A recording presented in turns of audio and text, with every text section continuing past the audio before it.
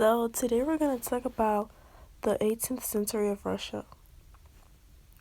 Russia in the 18th century is dominated by two greats, both of whom lived in the 18th century. First, Peter, who created a naval power, modernized the country in the European style, and established an empire with a new capital looking west. And secondly, Catherine, who continued Peter's reforms and widened the empire's borders at the expense of Poland and the Ottoman Empire. Uniquely in Russian history, for a large part of the 7th century, the country was ruled by female leaders.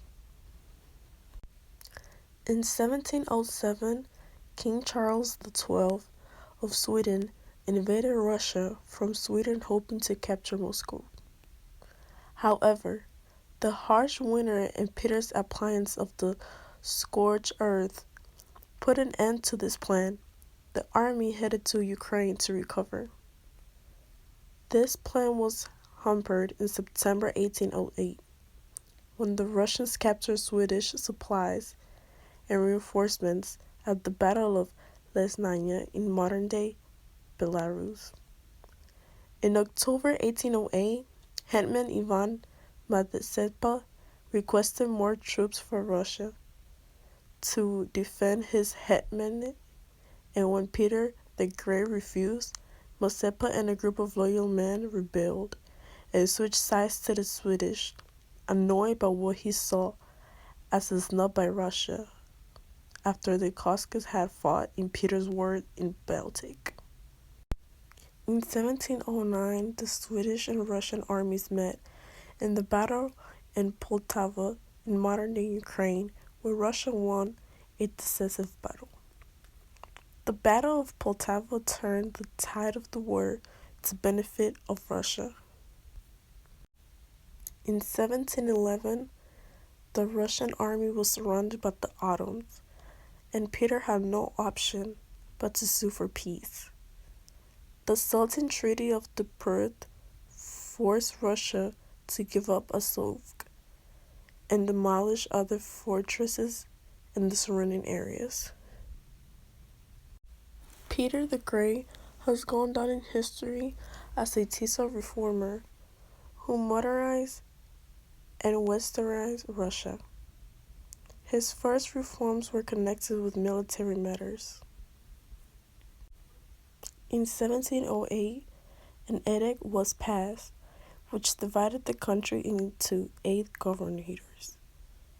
Each governorate had its own governor and was further divided into districts. In later years, more governorates were created. In 1735, in response to Crimean raids on Ukraine, Russia declared war on the Ottoman Empire. Beforehand, Russia gave back the Caucasian possessions it had won from Persia in order to keep Persia from allying with the Ottoman Empire. Russia hoped to win back Azov and increase its territory, providing access to the Black Sea. Russia initially saw success and occupied the Crimean capital of Bakhchisari, but was subsequently forced to retreat back to Ukraine due to a lack of supplies. The Russians were later, though, able to capture Azov in 1736. Russia's ally of Austria was forced to sue for peace after losing the Balkans to the Ottomans, and in October 1739 signed a treaty with the Turks, who recognized Russia's possession of Azov. Although Crimea and Moldova remained under Ottoman control, both the Polish and Ottoman wars proved immensely costly for Russia. In 1757, Russia entered the Seven-Year War on the side of France and Austria against Prussia. The Russian army marched on Königsberg and inflicted a crushing defeat on King Frederick the Great of Prussia's troops at the Battle of Konnersdorf in 1759.